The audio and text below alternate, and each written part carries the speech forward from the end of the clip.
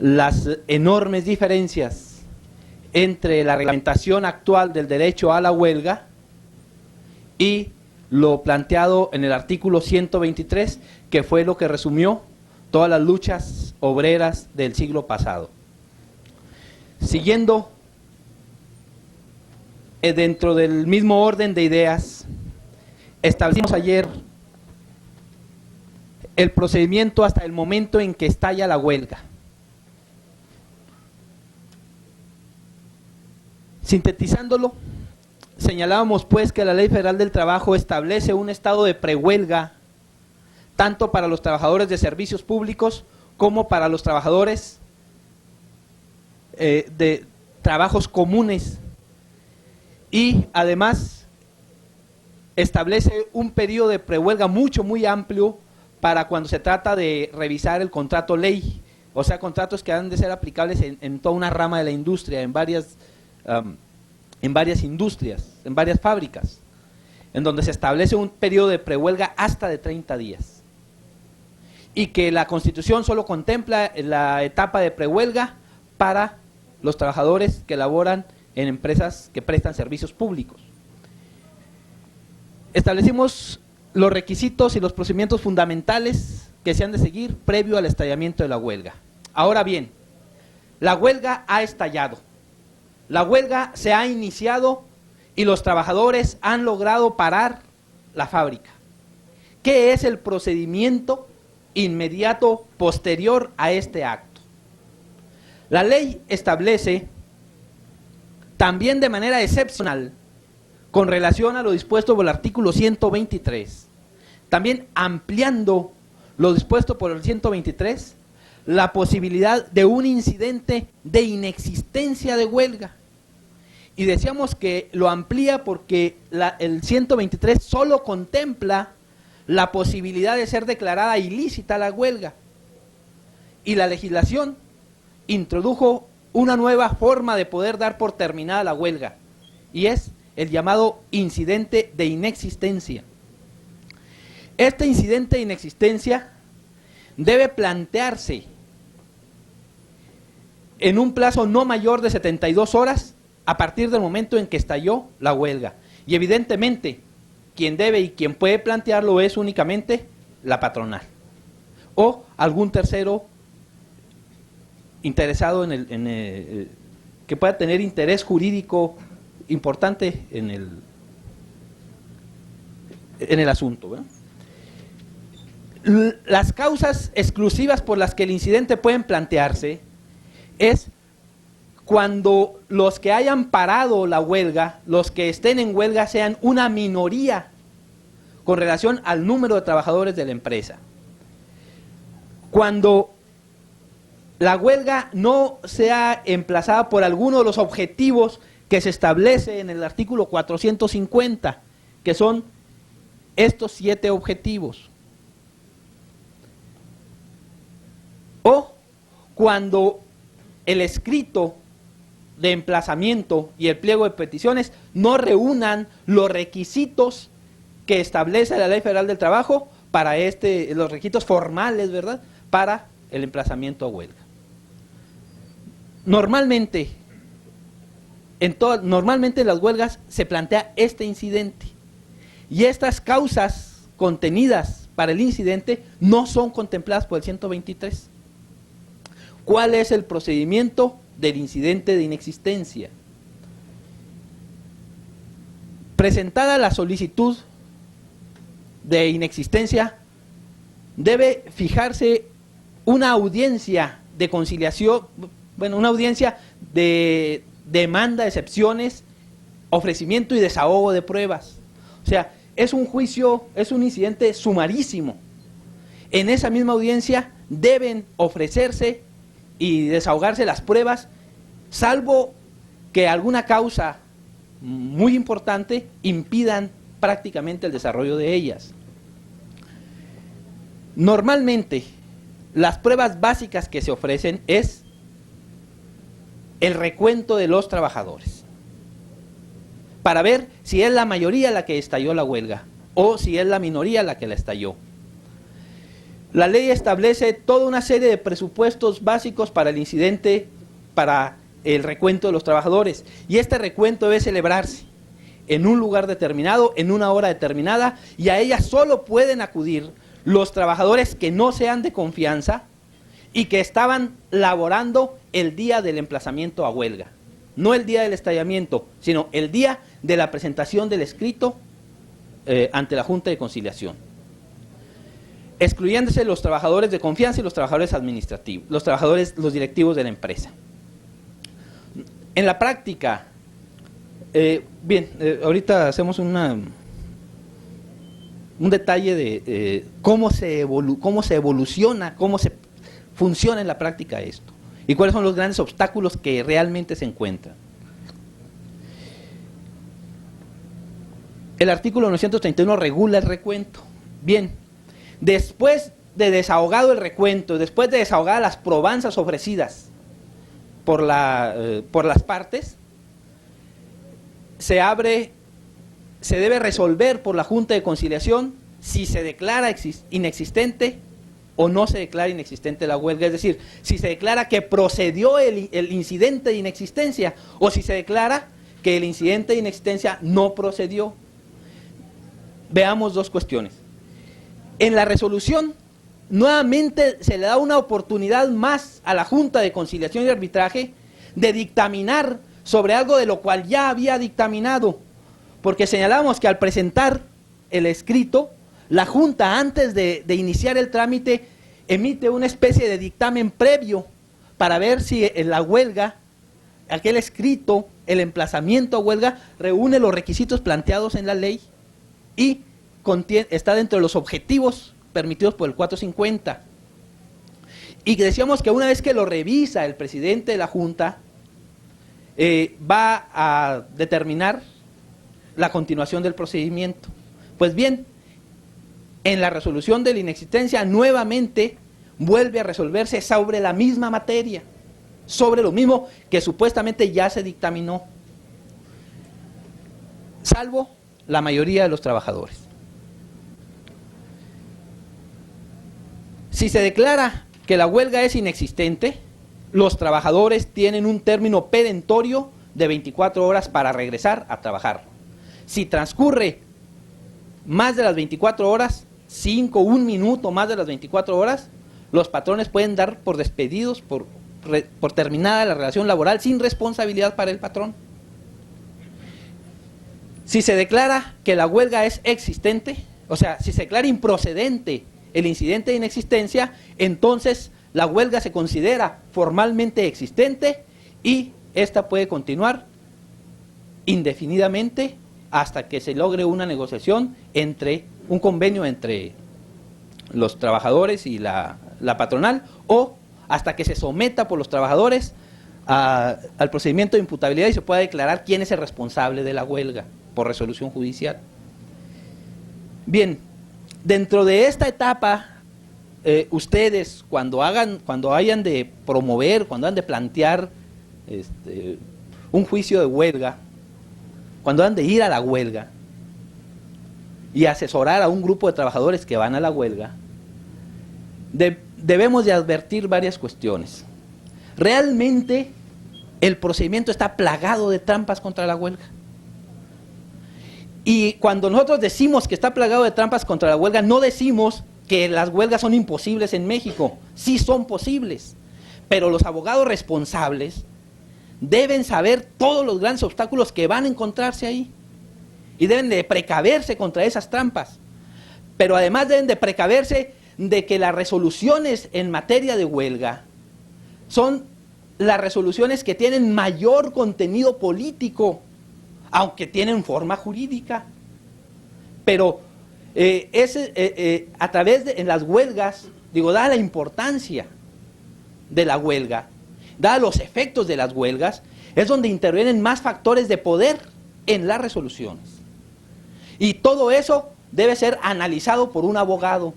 Sería muy irresponsable un abogado que diga, reunimos los requisitos y nos vamos. Porque si nos vamos así, nada más porque reunimos los requisitos, podemos llevar a la derrota más desastrosa a un grupo amplísimo de trabajadores que sí creen Bueno, pues el abogado no nada más debe analizar en estos casos concretos la procedencia legal, sino la posibilidad real de salir adelante en la huelga. Entonces, en la etapa del incidente de inexistencia, grandes problemas se van a encontrar en el recuento. Grandes maniobras de la patronal se van a encontrar en el recuento. Y va a haber una gran discusión sobre quiénes son los trabajadores con derecho a votar. ¿Por qué? Bueno, pues porque la documentación está en poder de la empresa.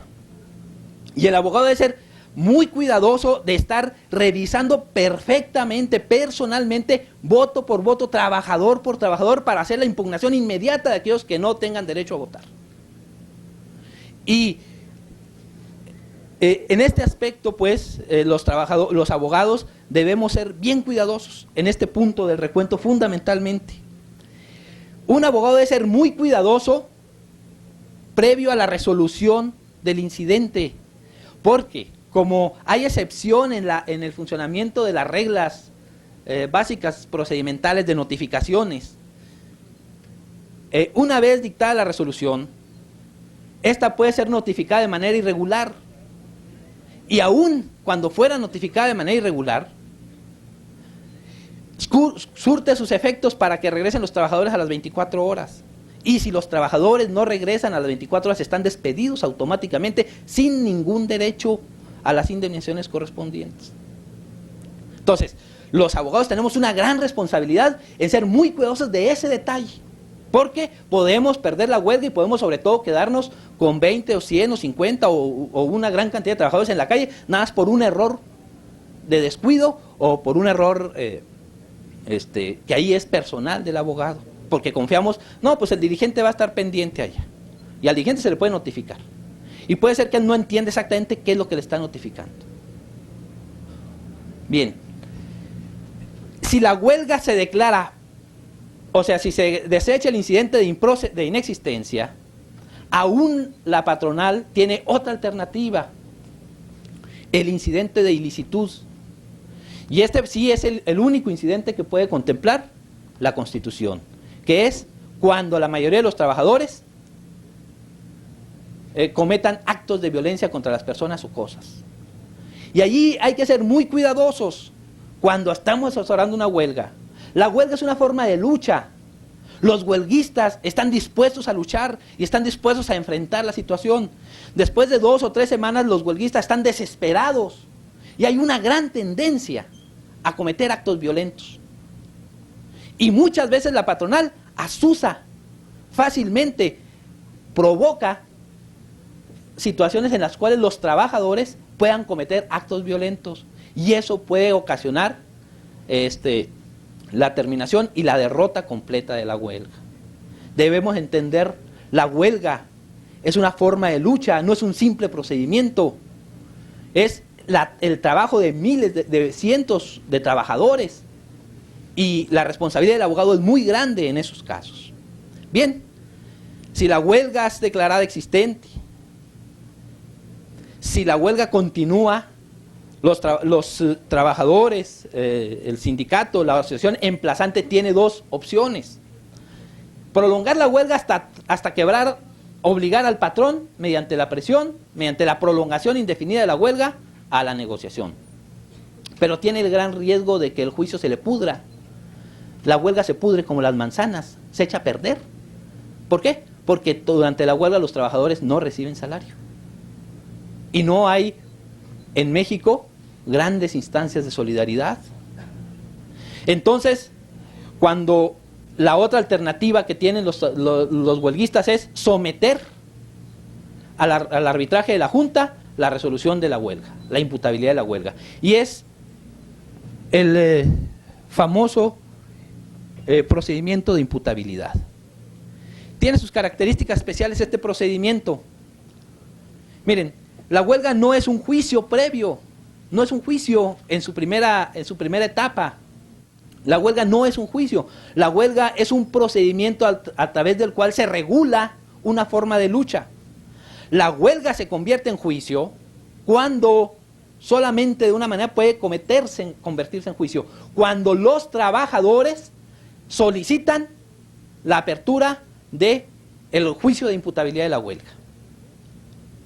Y entonces se va a abrir un verdadero juicio con las características de un juicio, ¿no? De que hay una demanda, una contestación de la demanda, hay pruebas y todo el desarrollo de la misma.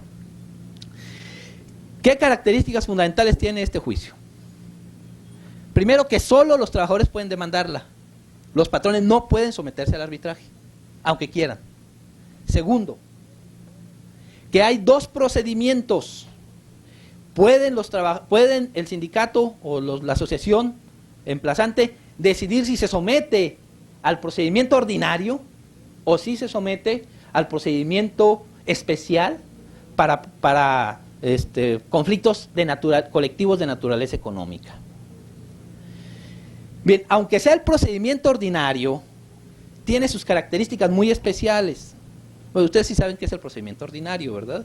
O sea, la demanda se lleva una audiencia de conciliación, demanda, excepciones, una etapa de ofrecimiento de pruebas, posteriormente una audiencia para el desahogo de las pruebas y finalmente hay una resolución por parte de la Junta.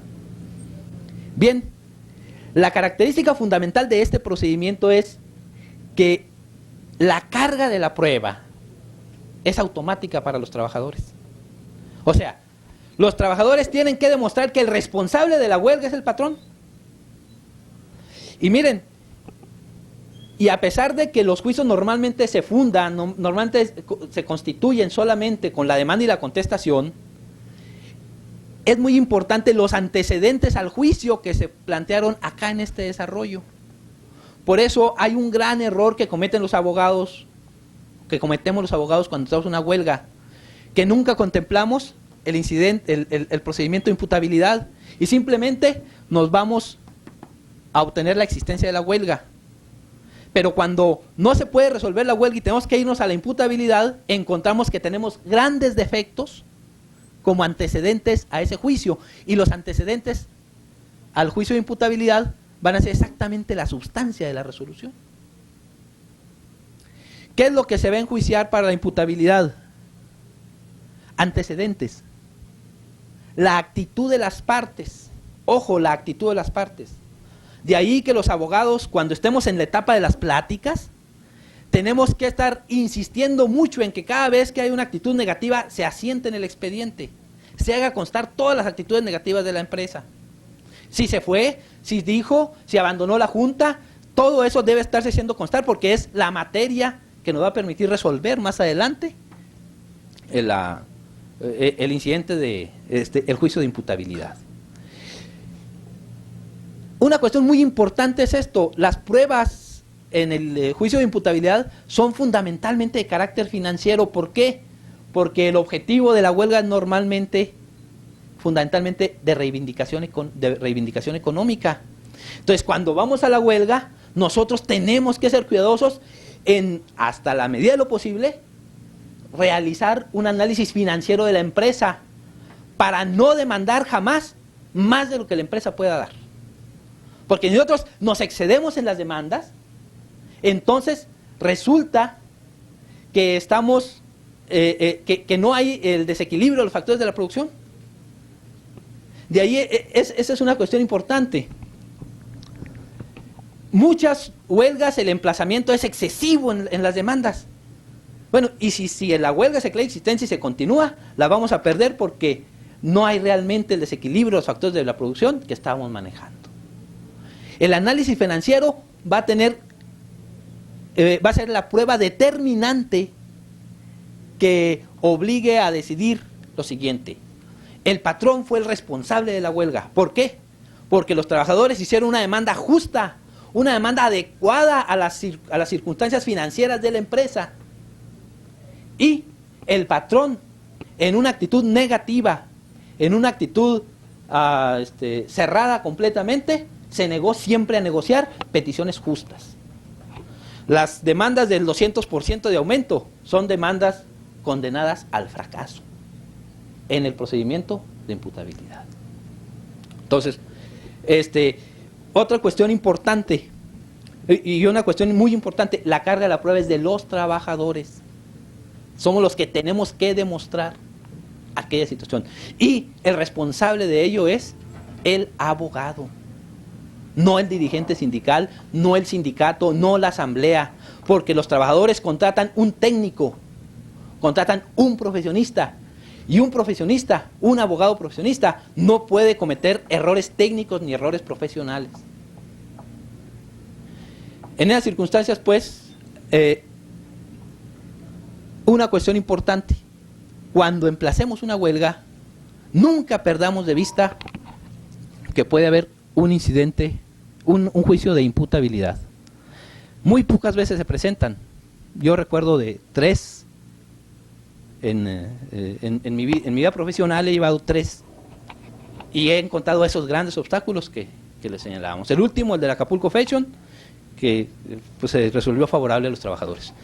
Bien, prácticamente, si ganamos el incidente, si ganamos el juicio de imputabilidad, ¿a qué se condena a la empresa?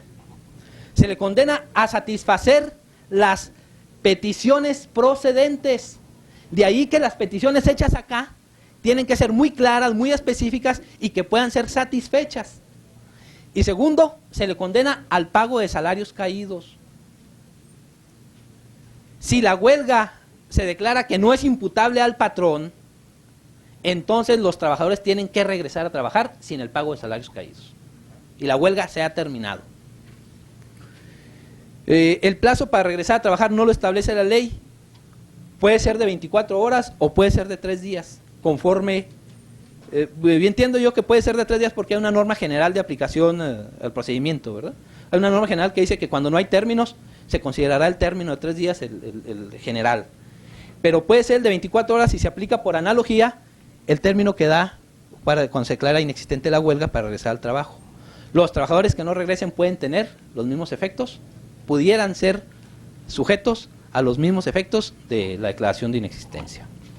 Bien, compañeros, en síntesis, pues, eso es lo que quería decirles. Conclusiones. La huelga, conforme lo entendemos nosotros, es una forma de lucha de los trabajadores. La reglamentación a la huelga aparece en 1917 primero como una respuesta a las grandes huelgas del siglo pasado y de inicios de este siglo. La Ley Federal del Trabajo realizó una especie de fraude constitucional al regular de esa manera el derecho de huelga.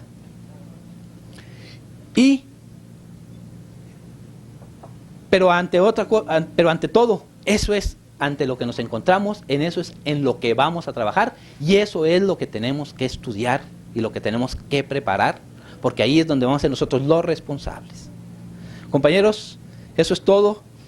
Para terminar esto, toda la tarde busqué una bonita frase, alguna cosa suave, ¿verdad? Pero lo único que alcancé a plantear es: estamos para servirles. Gracias.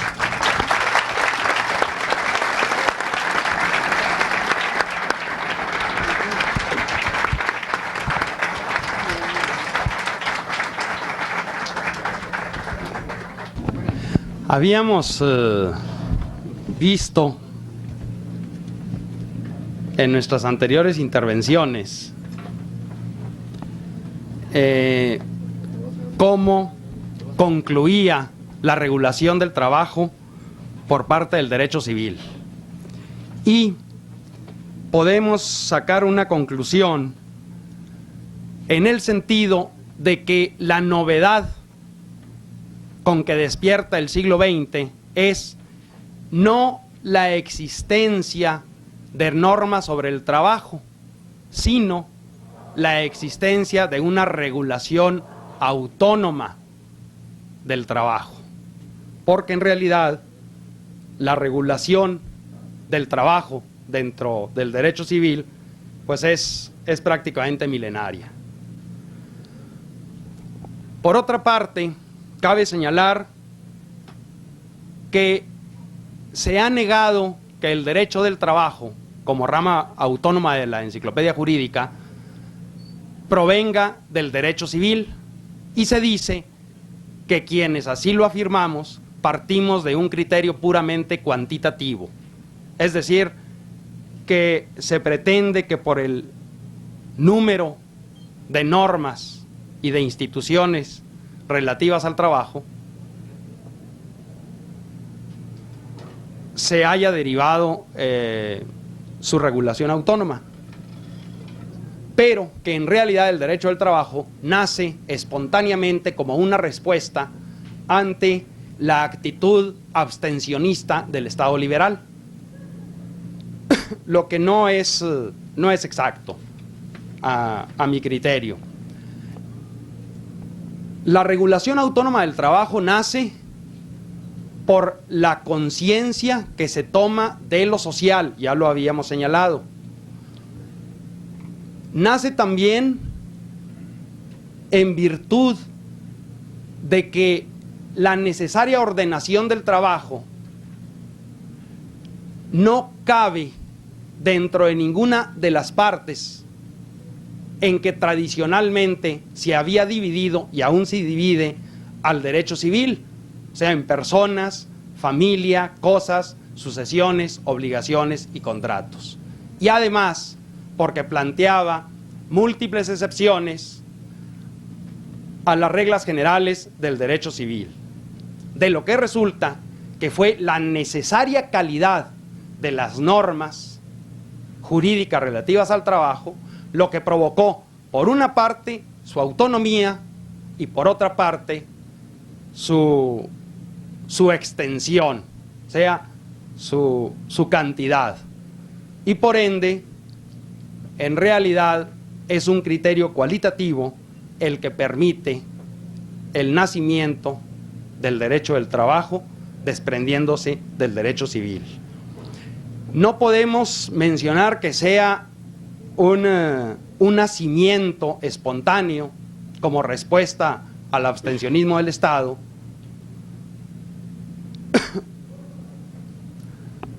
porque en realidad lo único que sucede es una reorientación en los legisladores como respuesta a ese abstencionismo, pero eso no implica que quede dentro o fuera del Código Civil. Ahora, también se dice que el derecho civil jamás reguló al trabajo, puesto que no conoció la figura del contrato de trabajo. Digo, lo que es falso. Desde el derecho romano recordamos el locatio conductio operarum, y en nuestros códigos civiles para el Distrito Federal de 1870 y 1884, recordemos que había el contrato de servicio doméstico por jornal, aprendizaje, etcétera. Consecuentemente, sí lo regularon. El hecho de que no lo hayan llamado contrato de trabajo no implica que no sea regulado, porque las instituciones deben considerarse en cuanto a su fondo, no en cuanto a su denominación. Hacerlo así sería tan absurdo como decir que, por ejemplo, las leyes de partida no reconocieron el mandato judicial porque al mandatario judicial lo llamaban personero. Lo importante de este acerto de que el derecho del trabajo tiene su origen en el derecho civil es el reconocimiento de un antecedente no puramente especulativo, sino eminentemente práctico, pues de las instituciones civiles podemos derivar principios útiles para la construcción y comprensión de las instituciones laborales, pues resulta vano inventar lo que ya está inventado, sin desde luego perder de vista la peculiaridad y específica orientación de las normas o de las instituciones laborales que son la causa y razón de su autonomía. De nuevo, cito al filósofo español José Ortega y Gasset, quien señala que algunos científicos afirman que el chimpancé y el orangután no se distinguen del hombre por la inteligencia, sino por su mínima capacidad de memoria en relación con la nuestra. Y de ahí desprende, las pobres bestias se encuentran cada mañana con que han olvidado casi todo lo que han vivido el día anterior, y su intelecto tiene que trabajar sobre un mínimo material de experiencias. El hombre, en cambio, merced a su poder de recordar, acumula su propio pasado, lo posee y lo aprovecha. El hombre no es nunca un primer hombre, comienza desde luego a existir sobre cierta altitud de pretérito amontonado. Este es el tesoro único del hombre, su privilegio y su señal.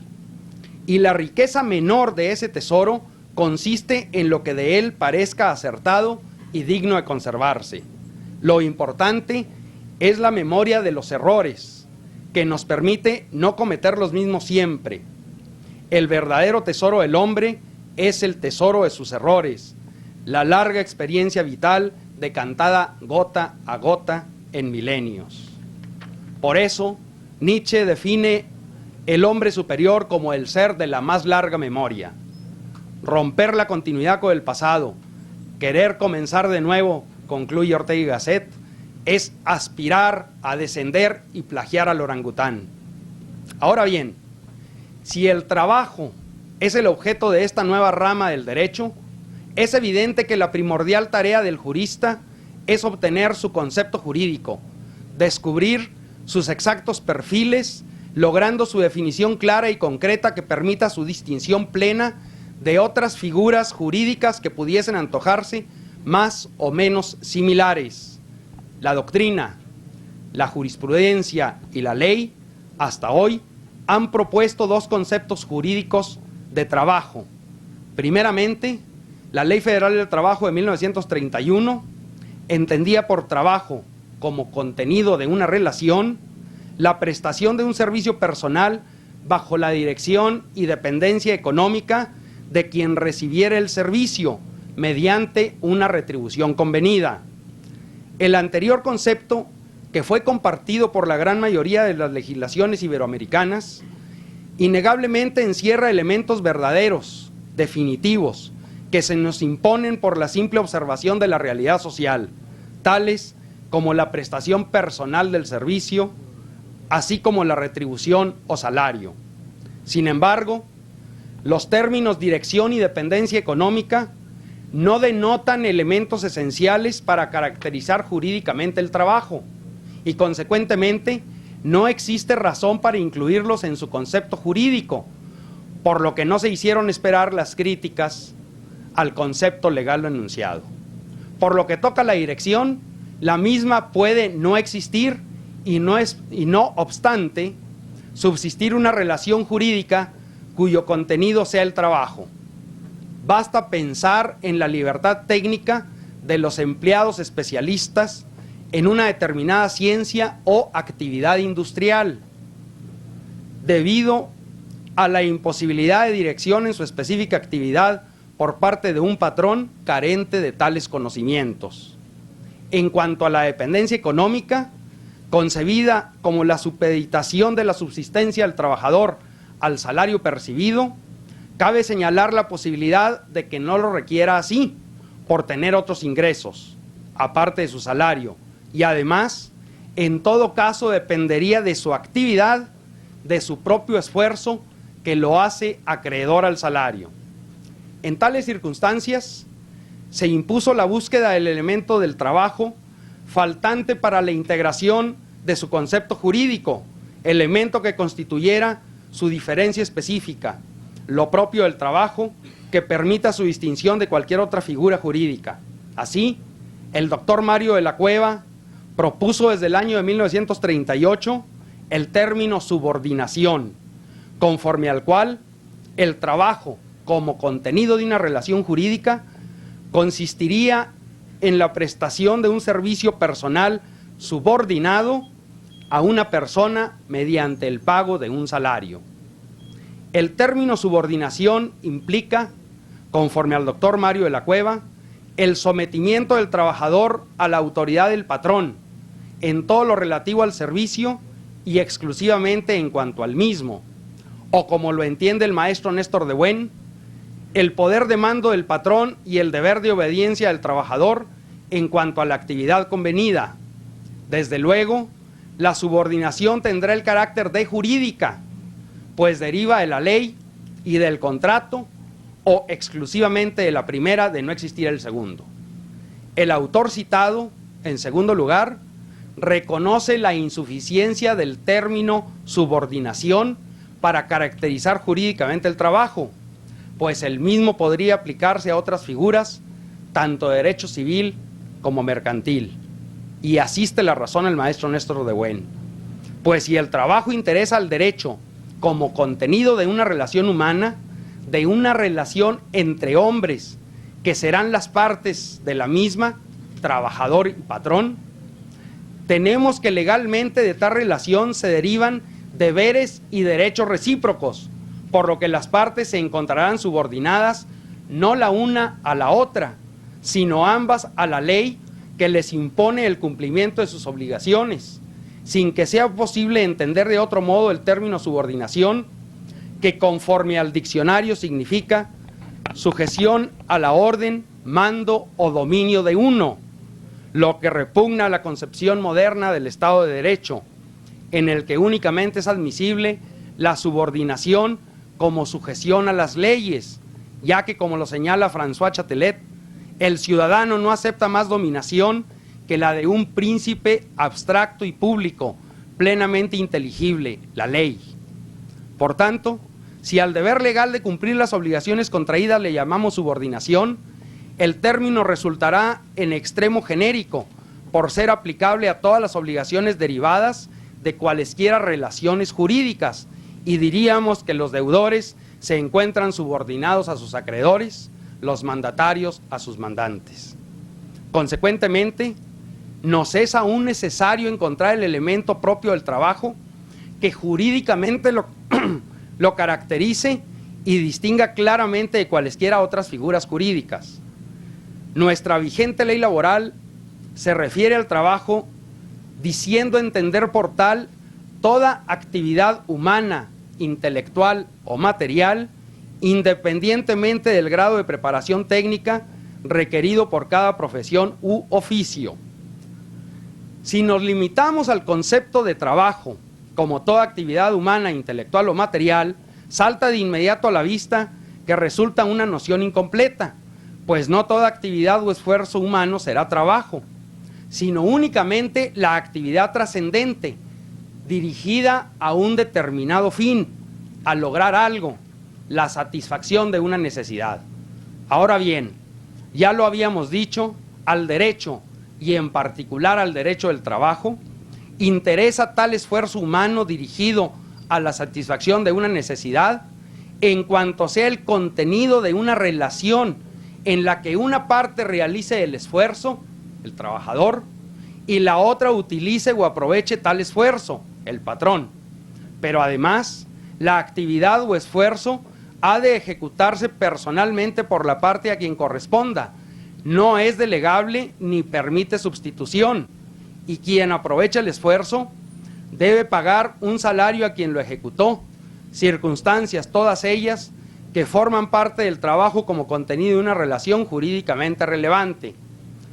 Resumiendo los datos señalados, que además se desprenden de la realidad trabajo, cuyo concepto jurídico buscamos, diremos que por ahora tenemos que el trabajo consiste en la ejecución de una actividad personal dirigida a la satisfacción de una necesidad en provecho de otro y mediante el pago de un salario.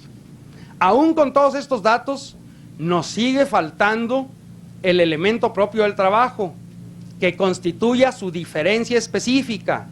Si tomamos en cuenta, por ejemplo, que dentro de la legislación civil se reglamenta la prestación de servicios profesionales como la prestación de un servicio que requiere cierta preparación técnica o profesional e inclusive autorización legal para prestarlo en forma personal, en favor de otro y mediante remuneración, o sea, los mismos elementos de que disponemos para caracterizar jurídicamente el trabajo, sin que el dato de la preparación técnica o profesional resulte relevante, si recordamos que la ley laboral expresamente señala para la connotación del trabajo la independencia del grado de preparación técnica.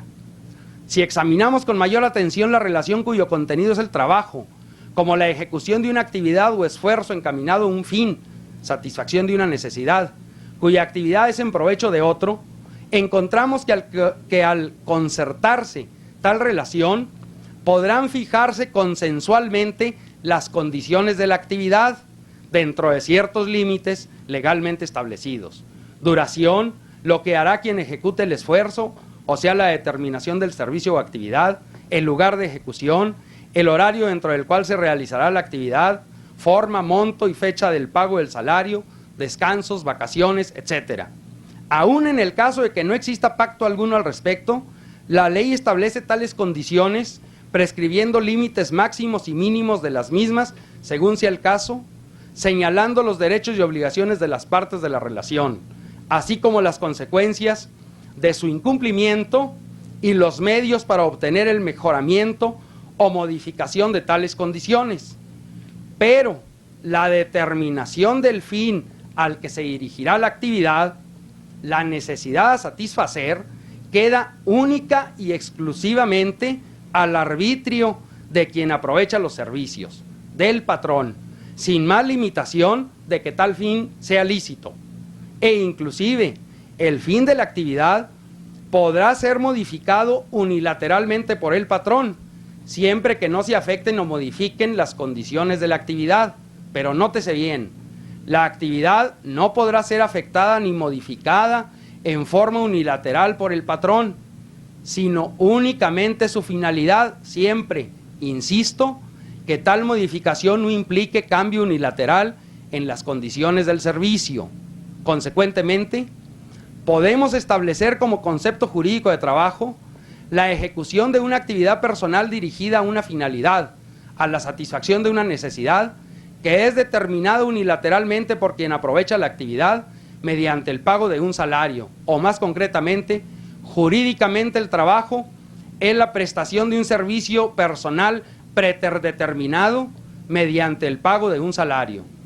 Preterdeterminar es una palabra compuesta cuya primera parte, el prefijo preter, expresa la idea de más allá, fuera de, y la segunda parte, determinar, significa fijar o precisar algo, por lo que la utilización del término predeterminado en el concepto propuesto denota que la fijación de la finalidad del servicio personal a prestar queda fuera o más allá de quien lo va a ejecutar. Si comparamos nuestro propuesto concepto jurídico de trabajo con otras figuras que se nos antojan semejantes, encontraremos que podemos lograr plenamente su distinción. En primer lugar, hagamos nuestra comparación con el mandato, que es un contrato civilmente regulado en el que el mandatario se obliga a ejecutar los actos jurídicos que el mandante le encomienda. La distinción es evidente, pues en el mandato se busca un resultado final, que son los actos jurídicos encomendados, y consecuentemente tales actos deben pactarse entre las partes. Mandante y mandatario convienen sobre los actos jurídicos objetos del mandato, no solo sobre la actividad del mandatario, pues lo que importa fundamentalmente en el mandato es el resultado de la actividad del mandatario, cuyo resultado influye en la relación entre las partes. Por el contrario, en el trabajo, jurídicamente lo que importa es la actividad del trabajador, con total independencia de su resultado, precisamente por serle ajena la finalidad de su propia actividad. En segundo lugar, refiriéndonos a la prestación de servicios profesionales regulada por el Código Civil, aquí tenemos que la finalidad de la actividad, la necesidad a satisfacer mediante el esfuerzo del profesionista, ha sido fijada por éste y no por quien recibe el servicio, asistencia jurídica, asistencia médica, etc. El problema se reduce a una cuestión de prueba. En una determinada relación de servicios, habrá que demostrarse cuál de las partes ha predeterminado la finalidad de la actividad contenido de la relación, lo que no revestirá mayor dificultad, pues basta examinar la situación de quien presta el servicio, situación que nos proporcionará los datos objetivos para fundar nuestra conclusión. Así, si quien presta el servicio se encuentra debidamente establecido, si ofrece sus servicios al público en general, etcétera, será evidente que es él quien ha establecido la finalidad de su actividad y, consecuentemente, la relación será de naturaleza civil. En caso contrario, la relación será laboral conforme a la presunción legal de que toda prestación de servicios se presume laboral, salvo prueba en contrario.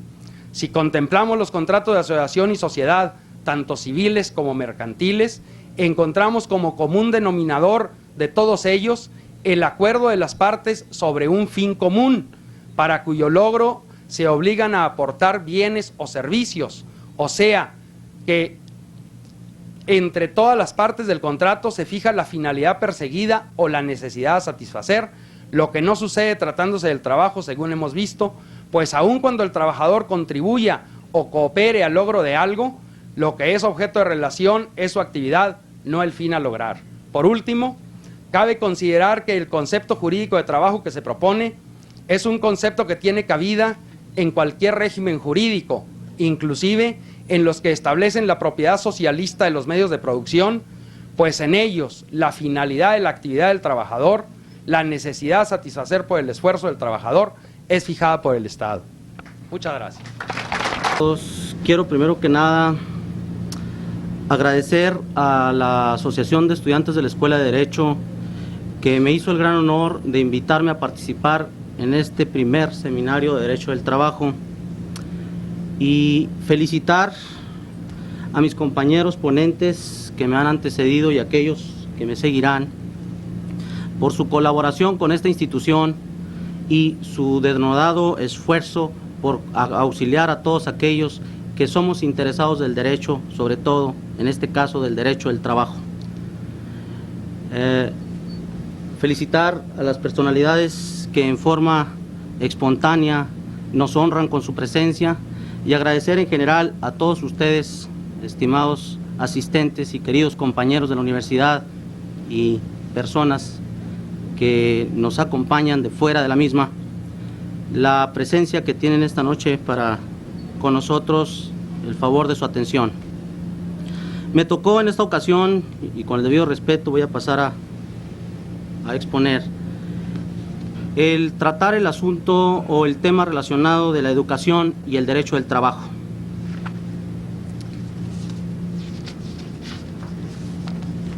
En virtud de que pues el tiempo, como ustedes sabrán, se nos ha venido encima y hoy no hay mañana para continuar en este seminario, pues trataré de dar brevemente fin a mi tema. La educación en México ha encontrado principalmente, de acuerdo con nuestra Carta Magna, fundamentos importantísimos que nos dan el derrotero de qué es lo que busca nuestro país, qué busca nuestro pueblo para su superación académica y cultural fundamentalmente. Y dice que, definitivamente nuestra Carta Magna dice en su artículo 3º, que busca el desarrollo armónico de todas las facultades del ser humano y fomentar en él el amor a la patria y la solidaridad internacional en la independencia y en la justicia. De esto podemos agregar algunos otros puntos más que son importantes y decir que además nuestra educación debe ser democrática, y considerando así, según el párrafo, el inciso A del párrafo primero del artículo 3º, considerando por democracia no solamente como una estructura jurídica y un régimen político, sino como un sistema de vida fundado en un constante mejoramiento económico, social, cultural para el pueblo. También será nacional y otra serie de cosas, pero todo busca la superación del pueblo, su mejoría y sus mejores condiciones de vida sobre todo. El Plan Nacional de la Educación para México, de acuerdo con lo establecido en 1980 por el licenciado Solana, señala 5 fundamentales metas que debemos alcanzar. La toma de conciencia, una conciencia que de antemano debe ser nacionalista, la participación en metas y valores comunes, la solidaridad entendida como el interés común de todos los mexicanos hacia unas metas firmes, el desarrollo de la capacidad y la organización que todos debemos cifrarnos, y el aumento de la productividad. Aunado a estas finalidades, tenemos metas o políticas educativas que señalan también el Plan Nacional. Y nada más brevemente diré que son, en forma genérica, asegurar la educación básica de toda la población, el vincular la educación terminal con el sistema productivo de bienes y servicios social y nacionalmente necesarios, elevar la calidad de la educación, y lo que es muy importante, mejorar la atmósfera cultural del país. Por último, aumentar la eficiencia del sistema educativo. Esto a grandes rasgos nos da una idea de qué es lo que busca nuestro pueblo en sus finalidades de educación y de cultura. Esto es base fundamental para nuestro desarrollo, de acuerdo con los planteamientos de la Carta Magna y las finalidades de nuestros gobernantes y los objetivos trazados en materia de educación. Ahora pasaremos a materia de derecho del trabajo. El derecho del trabajo, de acuerdo con el artículo 5, a todos los mexicanos se nos otorga la libertad del trabajo y se nos da la posibilidad de que podemos realizar cualquier actividad que nos acomode, y solo se nos establece una limitación, la licitud, y una vez más se nos rige hacia el campo de la bondad, de las buenas costumbres, de lo bueno fundamentalmente. Y por último, en cuanto a cuestiones constitucionales, el mismo 123 constitucional, que va a regular todo lo relativo al derecho del trabajo, por supuesto, nos dice, para iniciar, toda persona tiene derecho al trabajo digno y socialmente útil. Al efecto, se promoverán la creación de empleos y la organización social para el trabajo, conforme a la ley. Todo esto conjugado, materia cultural con materia del trabajo. Creo que los dos objetivos, tanto el derecho del trabajo como nuestra cultura en México, convergen en un mismo punto: buscan el desarrollo y la mejora de todos los mexicanos. Esto creo que es irrebatible.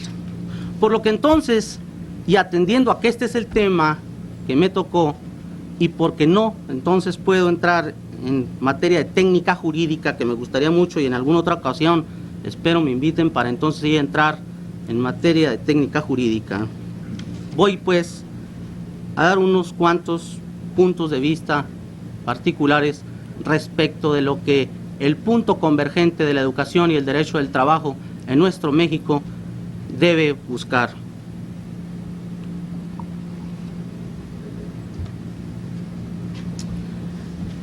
Los principios fundamentales de la regulación del derecho del trabajo son establecer una serie de protecciones mínimas para el trabajador que le garanticen protección de su salud y su vida, estabilidad en su relación de trabajo y con ello en su ingreso, certeza en el presente y en el futuro, y en todo como conjunto le permitan satisfacer a él y a su familia sus necesidades más elementales de subsistencia, y hacer en conjunto una vida decorosa. Nuestro país, como todos los demás, cuenta con una estructura cimentada socialmente en su gran mayoría de trabajadores.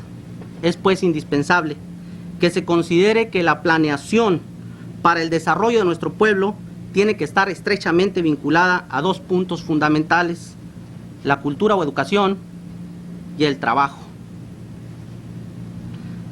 Las diferentes acepciones o idiosincrasias que del trabajo se tienen en todos los diferentes pueblos del mundo están estrechamente ligadas con su acción, su desarrollo y su futuro.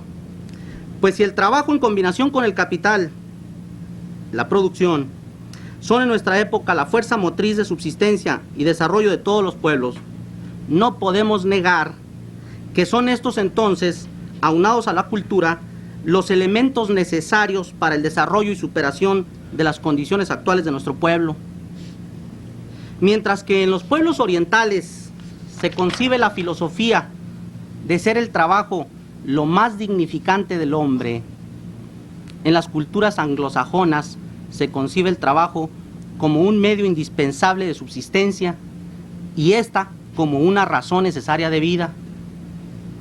Mientras que en muchos de nuestros pueblos, fundamentalmente los latinos, y dentro de ellos nosotros, quizá por herencia que nos legaron nuestros antepasados, o quizá por condiciones que nos dieron origen como raza, se concibe la filosofía de ser el trabajo una forma de castigo generalizado. Si con tales principios se ha mantenido la culturización de nuestro pueblo hasta la fecha, no es posible pensar que alcancemos fácilmente el cambio radical del estado de cosas actual. Y esto es fácil verlo. La concepción actual y eterna del patrono capital nuestra ha sido que este es el explotador, el ogro, el satán, el amo, el esclavo, el mañoso, en fin, esa es la concepción que tenemos de él. Mientras que por el otro lado, la concepción que tenemos del trabajador sigue siendo la de siempre, la víctima, el pobre, el explotado, el desposeído. En fin, en tal carácter se ha aprovechado por parte de muchos y del Estado mismo en muchas ocasiones esta situación para fines muy diversos y variados, pero nunca para sacarlo de su error conceptual y de sus condiciones actuales. Si como mexicanos queremos desarrollar y superar, debemos plantarnos firmes en una realidad. Somos humanos y como tales tenemos el deber de ser responsables de nuestra razón de existir. Y para ello debemos aceptar la realidad de que para subsistir y desarrollar debemos trabajar y que el trabajo por sí mismo, solo aislado, no produce nada.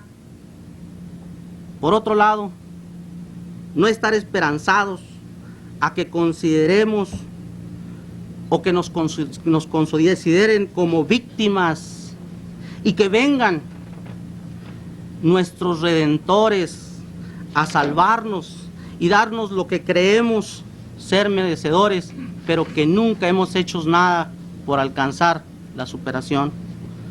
Pues no concebimos que mientras los unos tengan, los otros no tengan.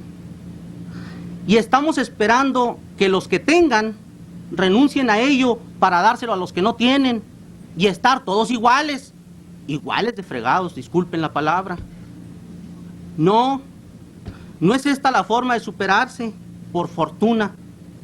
Nuestro sistema y nuestras leyes todavía garantizan libertades y derechos que permiten a todos alcanzar lo que se quiera, hasta donde las posibilidades de su esfuerzo, de su capacidad, de su determinación, y todo ello lo lleven. Todo esto entendido dentro de los cauces de honestidad y respeto.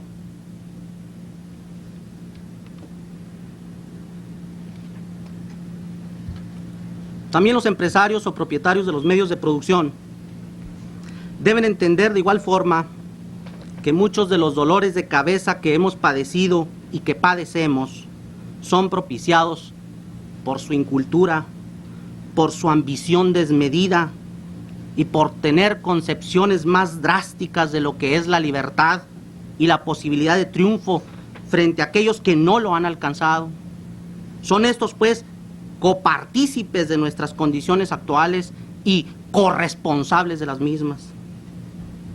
No olvidemos aquellos que mayormente propician que las condiciones de desajuste se mantengan, porque con ellos se aprovechan de las circunstancias y se allegan al poder, no para la mejor dirección de administración, hacia el desarrollo del pueblo y hacia la superación de sus representados y gobernantes, sino para los intereses mezquinos que destruyen y mediatizan lo poco que el esfuerzo de algunos alcanza.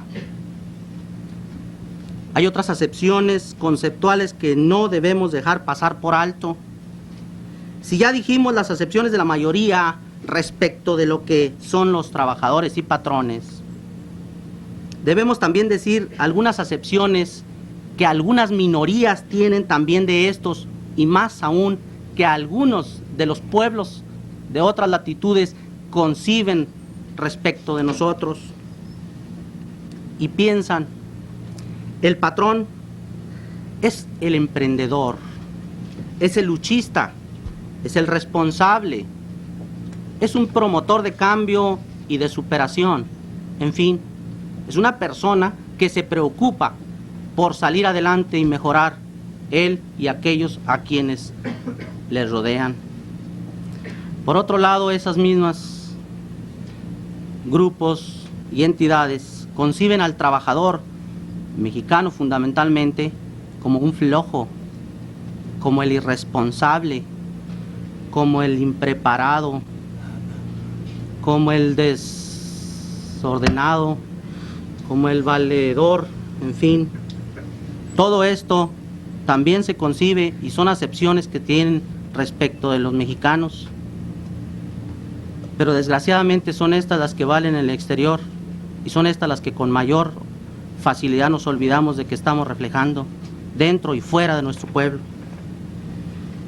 ¿Cómo podríamos decir que culturalmente hemos superado nuestra manera de pensar para el desarrollo si las acepciones del trabajo y las realidades de lo que vivimos nos demuestran todo lo contrario? Debemos pues educar y preparar dentro y fuera de las aulas a todo el mexicano, patrón, trabajador, funcionario público o función que vaya a desempeñar o desempeñe, que es menester cambiar con hechos la intención tan arraigada de los dichos que ejemplifican el proceder de todo mexicano, fregar lo más posible con el menor esfuerzo, hacer que me pagan o hacer que pago y hacer que trabajo y hacer que recibo trabajo, fabricar para vender y no para que sirva, llegar para bien mío y no para bien de todos, prepararme o educarme para mejor explotar o mejor afectar. Todos estos tantos y tantos dichos que dan un ejemplo o norman nuestras conductas deben ser desarraigados, pero deben ser desarraigados con hechos, no mediante dichos contrarios o leyes. Con ello, cambiar también la idiosincrasia ya dicha de que el trabajo es un castigo y que todos los que trabajan están castigados.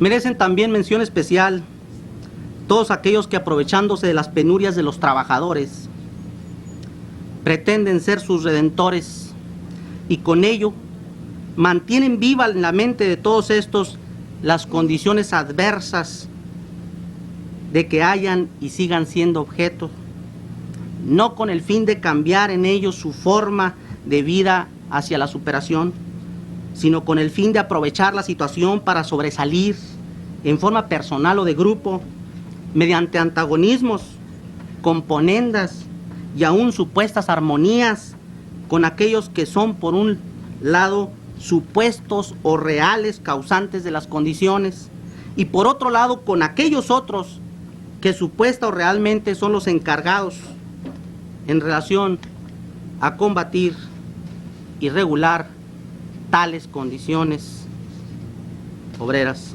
patronales.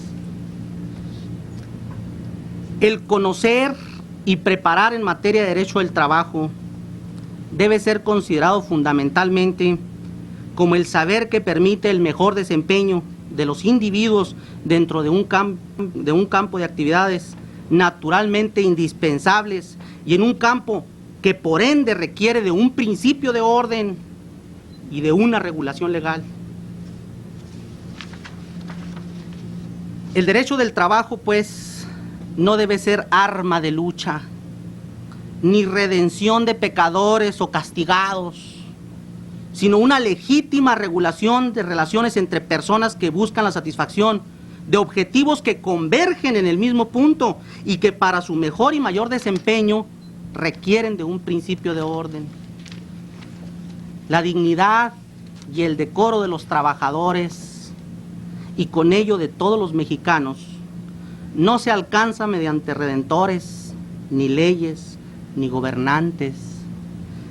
Este surge naturalmente del efecto que la acción de ser responsable de nuestra razón de existir y de todas las obligaciones que esto implica en el campo o actividad que nos toque desempeñar en cada momento. Empecemos a fincar ese decoro, seamos responsables de todos nuestros actos y actividades para tener dignidad como patrones, como trabajadores, como juzgadores, como gobernantes, en fin, como lo que nos haya tocado realizar, dicho en general, como mexicanos. Las aulas universitarias, como cualquier otro lugar, no preparan ni deben preparar solo trabajadores en potencia, sino que se debe siempre considerar que la preparación que se hace, lo que se está haciendo a trabajadores está dirigida, pero no solo a ellos, a todos los que en potencia serán trabajadores, patrones, gobernantes, juzgadores, en fin, está preparándose todos los destinatarios del futuro de México. Todos somos partícipes de esto. Creemos y forjemos mejores condiciones. El cambio está en la mano de todos nosotros. Gracias. Sí, una cosa, muchachos. Yo sigo sentido todavía con el licenciado de la Rosa. No nomás se tomó parte de mi tiempo, sino que ahora, con su exposición, hasta me quitó el tema también. Iba a hablarles de la responsabilidad del profesionista, del litigante, ya en los aspectos prácticos, y de las sanciones que en materia del trabajo están muy claramente señaladas en la Ley Federal del Trabajo. Y pues ya les dijo muy claramente la importancia desde el punto de vista de huelga, lo que llevan ustedes en manos, los patrimonios, las esperanzas y todas esas situaciones de los trabajadores. Entonces, redondeando esta situación, tenemos los profesionistas precisamente que aquí no equivocarnos, no nos podemos dar esos lujos dentro de un procedimiento. Y la base de hacerlo menos es precisamente preparándonos, como lo están haciendo ustedes. No basta, de veras, el libro de texto, no basta la enseñanza del maestro, y se lo digo por experiencia en el aula. Es importantísima la investigación, la iniciativa que ustedes tengan por buscar, complementar y contestarse las dudas legales que vayan teniendo. Entonces, eso pudiera ser la parte básica del mensaje práctico que yo quisiera darles. Es muy hermoso ver un abogado competente, capaz, pero todavía completo, con el concepto de lo que es la rectitud del obrar y la hombría de bien. Es hermoso ver un abogado de esos, de veras. Da gusto, se siente uno honrado de ser amigo de ellos. ¿Verdad? Sí me gustaría mencionarles 2 o 3 detallitos de lo que son las sanciones en materia del trabajo para los litigantes, sobre todo para aquellos que son apoderados o representantes de trabajadores. Dicen que cuando sin causa justa algún litigante o representante de un trabajador se abstenga de concurrir a 2 o más audiencias, o que deje de promover por un periodo mayor de 3 meses en un juicio que esté bajo su cargo, pues le van a poner una multa que varía de 8 veces a 120 veces el mínimo general establecido en la zona económica de que se trate. Pues dice uno, pues ahorita son de 9,000 a 130,000 pesos, pues los pago, ¿verdad? Pero también hay un detallito muy simpático. También incurren en que se les puede imponer una sanción penal, una prisión, que va desde los 6 meses a los 3 años. Entonces, dense cuenta que el manejar la profesión a la ligera, el no tener cuidado o la responsabilidad de lo que se nos encomienda es peligroso. Peligroso para uno mismo y poco ético ¿verdad? El asunto que llevamos. Ahora, hablábamos de los testigos, que es lo más típico que sucede en un procedimiento laboral. Un trabajador se dice despedido, o el patrón dice yo no lo despedí, y los abogados, pues testigos, mano, luego, es lo más socorrido, la prueba más bendita que hay en materia del trabajo. Con testigos se logra todo. Que si no pagué aguinaldo, pues con testigos pruebo que sí pagué aguinaldo. Que no di vacaciones, con testigos pruebo que sí di vacaciones. Si el trabajador nunca fue despedido, pues con testigos pruebo de que sí fui despedido, ¿verdad? Y hasta que fueron a mi casa a correrme. Entonces, todo aquel litigante o representante de trabajador que presente documentos o testigos falsos ante tribunales lleva una sanción económica como la que les mencionaba y una pena de prisión de 6 meses a 4 años. Entonces, si se fijan, estamos expuestones, hay que cuidarnos, hay que ser muy honestos. Es más fácil ser honestos que no serlo. Se batalla mucho para contar mentiras y después acordarse uno de ellas. Sobre todo cuando ve el cliente y no atendimos el asunto y les dice uno, no se preocupe, ya lo estoy viendo, está muy bien y mire, ayer fui y pasó esto. Y resulta que mientras el tribunal se nos pasó una audiencia o el tribunal resolvió de otra forma, entonces, ¿qué le vamos a decir al cliente? Lo más ocurrido también, y ahí es donde nos falla mucho, y es donde denigramos a una autoridad. No, es que el juez ese nomás viera, le trae unas ganas a los trabajadores, es más patronal, no nos quiere, aquí vamos a tener que recurrir, y empieza una mentira que es otra más grande. Y como profesionistas vamos perdiendo precisamente todo lo que debemos de tener. Como les decía, una rectitud en el obrar. Una persona que cada día aprende más conceptos legales, más normas legales, cada día se debe volver más recto, porque se entiende que su trabajo es precisamente buscar que se apliquen en el beneficio de la parte que representa en un litigio esas leyes, esas normas. El abogado debe siempre ser temeroso de la norma legal, no jugar con ella. Entonces, las sanciones de este tipo, de esta naturaleza en materia del trabajo, pues las aplican según la estructura o la esfera el secretario del Trabajo y Previsión Social, en el caso nuestro a nivel local el señor gobernador del estado, quien siempre delega ese tipo de responsabilidades en los jefes del Departamento del Trabajo, como es el caso del licenciado Óscar Valadez, y tengan la seguridad de que personas rectas como él, cuando lleguen asuntos a sus manos de tener que sancionar a abogados o litigantes, acuérdense que no estamos hablando de abogados, puede ser el simple pasante o el estudiante que está manejando un asunto, es aquel que apodera o representa a alguien, pues tengan la seguridad de que el licenciado va a aplicar la pena, la sanción que les corresponda. Y es muy triste eso.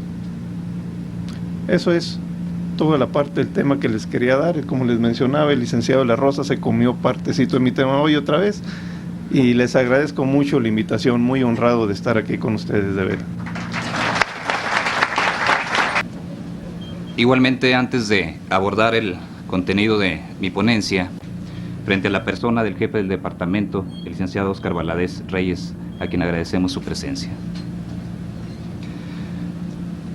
La ponencia que me voy a permitir dar lectura la llamé Las lagunas de la Ley Federal del Trabajo. El contenido de la misma es producto de las experiencias que hemos adquirido a lo largo de algunos años como responsable de la Junta Especial número 1 de la Local de Conciliación y Arbitraje. El derecho laboral ha cobrado actualmente una importancia trascendental, tal vez como ninguna otra rama del derecho. Esta situación es probablemente de mayor aplicación en la frontera de Ciudad Juárez. Lo anterior es consecuencia del gran desarrollo industrial y comercial que se presenta en dicha población a partir de poco más de una década con motivo de la implantación de la industria maquiladora en 1966. El país en que se establece una industria de esta naturaleza obtiene diversas ventajas consistentes en la generación de divisas y empleos en beneficio propio. Esto es, se generan proveedores de diversos servicios, se generan industrias locales y este intercambio de diversos factores generan a su vez los naturales problemas laborales y con ellos la aplicación de la Ley Federal del Trabajo. A partir del 1 de mayo de 1980 se inicia la vigencia de la reforma procesal de la Ley Laboral, la cual viene verdaderamente a reformar, valga la redundancia, el procedimiento del trabajo, aun cuando sea en la letra de la ley, pues realmente la situación es la misma que en la anterior legislación. Pero el enfoque de la presente ponencia es otro. La citada reforma laboral de 1980, a pesar de los discutibles avances que presenta, adolece también de las llamadas lagunas de ley, las que en determinadas situaciones concretas hacen difícil la resolución del tribunal y puede quedar en entredicho el fallo que se dicte, favoreciendo o perjudicando a alguna de las partes en conflicto.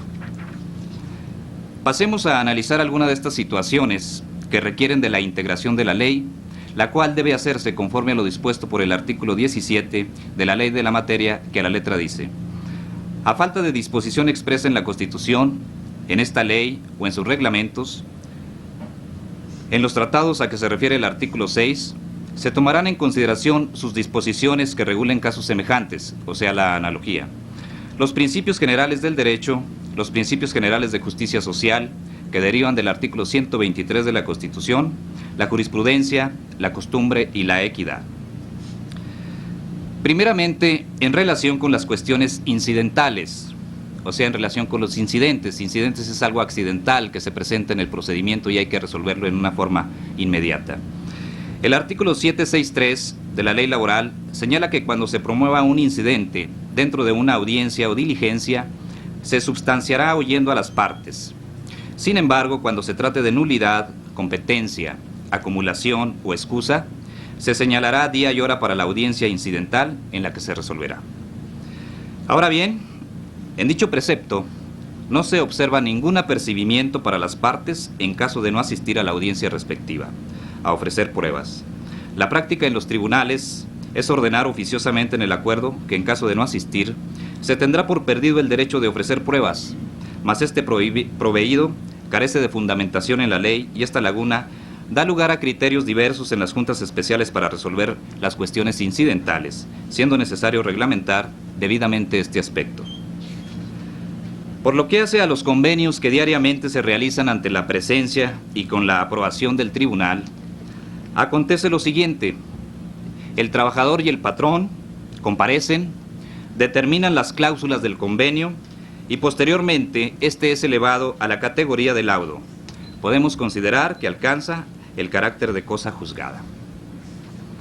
Sin embargo, ese convenio posteriormente es impugnado por el trabajador, aduciendo que contiene renuncia de derechos y por lo tanto es nulo conforme al artículo 33 de la Ley de la Materia. La cuestión a resolver es: ¿en qué vía debe tramitarse dicha nulidad? ¿Como incidente o mediante un procedimiento en todas sus etapas? Ahora, ¿qué sucede con la categoría de laudo y cosa juzgada que había adquirido el convenio? También acontece otra situación que puede presentar cierta irregularidad y que de hecho sucede, como es el caso de que la Junta Especial que sancionó el convenio sea la misma que resuelva sobre la nulidad. Debe decirse que dicha Junta no puede conocer de un laudo que ella misma le dio tal categoría y después conocer su nulidad. Otra situación que plantea una laguna en la ley y que también origina dificultades en la práctica es la relativa a los testigos que pueden ofrecer las partes. El artículo 813 de la ley determina que solo se pueden ofrecer 3 testigos por cada hecho que se pretenda comprobar. 3 testigos. Es el caso que muchos abogados postulantes acostumbran ofrecer más testigos del número señalado. ¿Cómo debe de resolverse esta situación?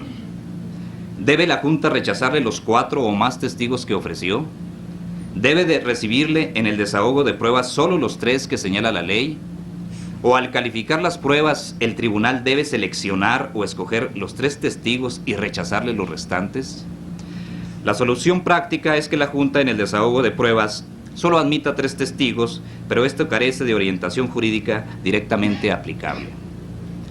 Otra situación relativa a los testigos también es lo dispuesto por el artículo 815 de la Ley Laboral, que determina las reglas para el desahogo de la probanza, señalando que si el testigo no puede identificarse en el momento de la audiencia a petición de las partes, se le concederá un plazo de 3 días para ese efecto. Ahora bien, ¿qué sucede si el testigo no se identifica en ese término? La ley no señala ninguna sanción para ese incumplimiento. Puede acontecer que el tribunal acuerde que en caso de que el testigo no se identifique en el término de 3 días, se tendrá por desierta su declaración. Mas, sin embargo, esta determinación de la Junta es ilegal o sería ilegal porque carece de fundamentación jurídica que la apoye. Una situación sumamente importante es la que se contiene en el artículo 690 de la ley y es la referente al tercero llamado a juicio. El tercero, pues, es una persona, ¿verdad?, que comparece con el carácter distinto de patrón o bien de trabajador, obviamente. Dicho precepto señala que las personas que puedan ser afectadas por la resolución en un conflicto podrán intervenir en él, comprobando su interés jurídico en el mismo o ser llamadas por la Junta. Interpretando extensivamente dicho numeral, la Junta puede llamar a juicio al tercero a solicitud de alguna de las partes. El llamamiento a juicio del tercero implica cuestiones que se presentan en el procedimiento ordinario con mucha frecuencia. Primeramente, ¿en qué momento procesal debe realizarse el llamado a juicio del tercero? Situación que no está prevista en la legislación. Por otra parte, y es lo que consideramos de mayor trascendencia, ¿cuáles son los efectos del llamado a juicio? ¿Qué sucede si el tercero no comparece al llamado que le hace la Junta? No existe en la ley ningún apercibimiento al respecto. Ahora bien, debe emplazársele con todas las formalidades legales, como es el término de 10 días antes de la audiencia. Debe corrérsele traslado con copias de la demanda. ¿Qué debe de resolver la Junta en el laudo? ¿Pueden afectarse intereses del tercero en la resolución final? Esto, creemos, definitivamente implicaría una violación al artículo 14 constitucional. Por lo anterior, proponemos que se complemente el artículo 690 de la Ley Laboral y se determine perfectamente el llamado de terceros a juicio, delineando su responsabilidad con los apercibimientos que sean necesarios. Por último, y en relación con la huelga, la explotación del hombre por el hombre ha sido y es un tema en el que no se han agotado todos los argumentos en que se basa el repudio a la explotación de la clase obrera. En todo el mundo se ha presentado este fenómeno y en nuestro país no es la excepción. Fue hasta la Constitución de 1917 en donde se sentaron las bases de nuestro derecho laboral. Abordamos la primera parte de nuestro tema. Mencionamos la fundamentación constitucional y legal de las juntas de conciliación y arbitraje. Igualmente, señalamos algunos puntos importantes doctrinales de las juntas de conciliación y arbitraje. Para el día de hoy había preparado el grueso de mi trabajo. Sin embargo, dado que en los 3 días que hasta el día de hoy se cumplen con nuestras sesiones, pues hemos estado un poco alargados en estas sesiones, ¿verdad? Por lo que he decidido abordar solamente aquellos que a mi criterio son los puntos más importantes, con el objeto de no cansarlos y terminar rápidamente con esta última sesión. En esta segunda parte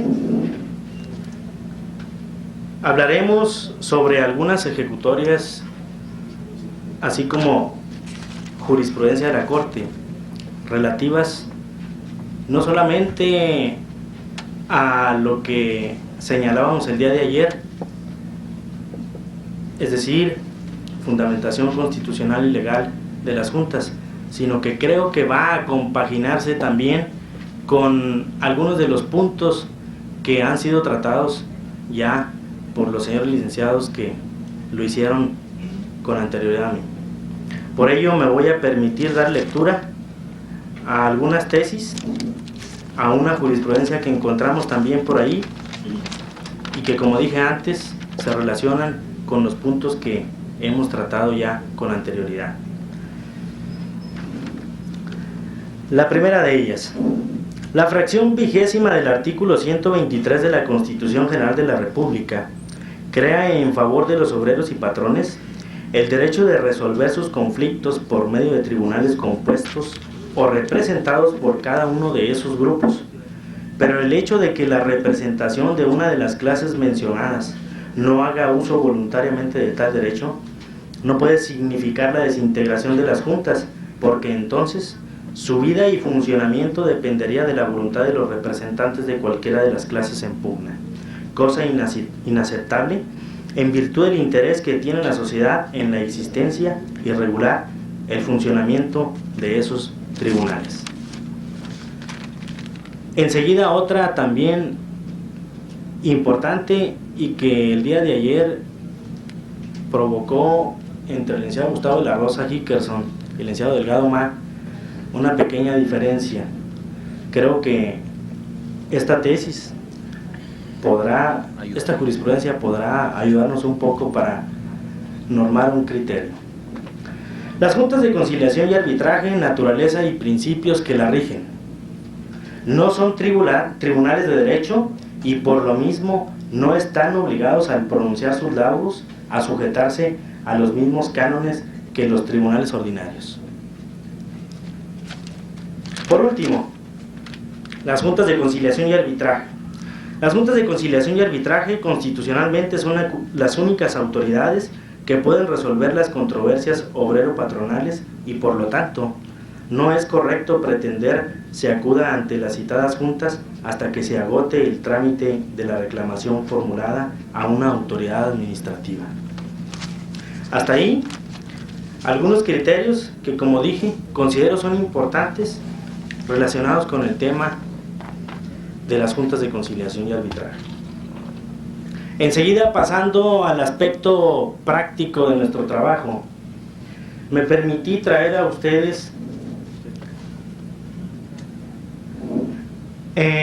la distribución actual de las juntas de conciliación y arbitraje en el estado de Chihuahua.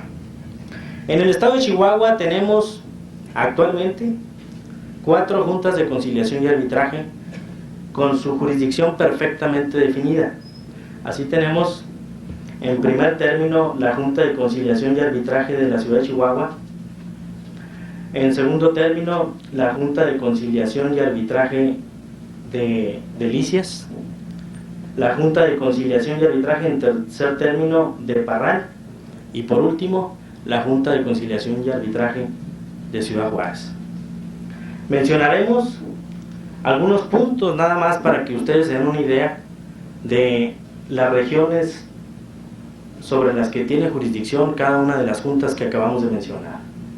Así, por ejemplo, principiando por la de Ciudad Juárez, le corresponde conocer de Prajeis G. Guerrero, Guadalupe Distrito Bravo, Villa Ahumada y, por supuesto, Ciudad Juárez. Enseguida, con una amplia jurisdicción, tenemos a la Junta de Conciliación de la Ciudad de Chihuahua. Son 50 aproximadamente las regiones que le corresponde conocer a la Junta de Conciliación de la Ciudad de Chihuahua. Resultaría ocioso enumerar cada una de ellas, pero citaré o nombraré solamente algunas. Ascensión, Janos, Galeana, Casas Grandes y Nuevo Casas Grandes. Si se alcanza a ver, por ahí encontramos inclusive perdido en el estado de Chihuahua un punto que también le corresponde conocer a la Junta de Conciliación de Chihuahua: Villa López, Allende, Villa Coronado y Villa Matamoros. Ante esta situación, el señor licenciado Óscar Valadez Reyes, en reciente entrevista con el señor gobernador, propuso una nueva distribución funcional y la creación de una nueva Junta de Conciliación y Arbitraje en la ciudad de Cuauhtémoc. Así tenemos pues la nueva distribución que podríamos comparar. Por favor, licenciado. Sí. Si me permite estar, sí. Solamente ya visto de esta forma.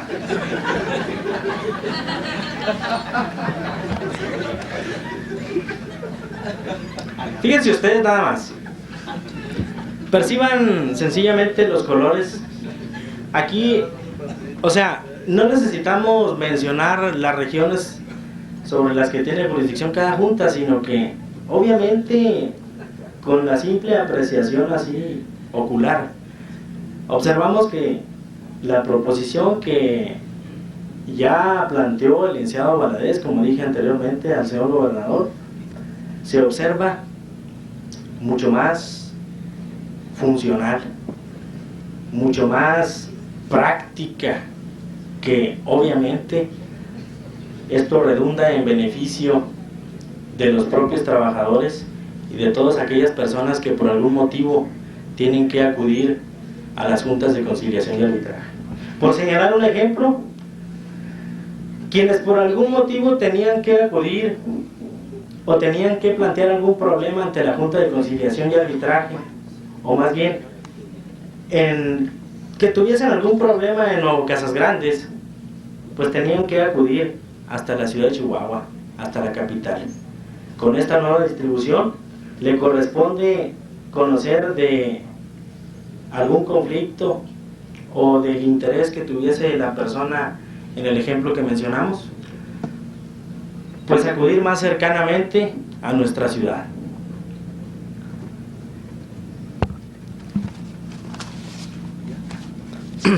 Gracias.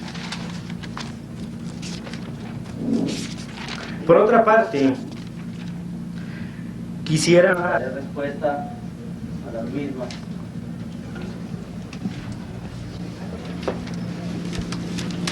Una de ellas me pregunta, una de las papeletas, me refiero, una papeleta me pregunta que si considero que la educación debe ser tan solo teórica o debe también ser práctica. Por supuesto, en relación al derecho del trabajo. De antemano creo que toda educación no debe ser estrictamente teórica. Toda preparación debe llevar consigo, hasta donde sea posible, la práctica. Nuestra institución, la Universidad Autónoma de Ciudad Juárez, creo que está llevando a cabo hasta donde nos es posible y sin afectar jurisdicciones ajenas a la nuestra, y hasta donde estas jurisdicciones de funcionamiento de otras dependencias nos lo permiten, estamos llevando a cabo la práctica en todas y cada una de las áreas de nuestras carreras que impartimos. En materia de derecho, esto es, en la carrera de derecho, creo, tenemos para realizar la educación práctica o vista desde el punto de vista de la práctica, un bufete jurídico gratuito que va a dar el servicio de que los estudiantes puedan empezar a conocer prácticamente lo que en teoría ven en las aulas. Decía yo que todo está en manos de nosotros. Debemos empezar por nosotros mismos, creo, antes que nadie por nosotros mismos, los que estamos teniendo la oportunidad de prepararnos y de acudir a estas aulas o de tener una cultura un poco más sobresaliente que la de la generalidad de la población.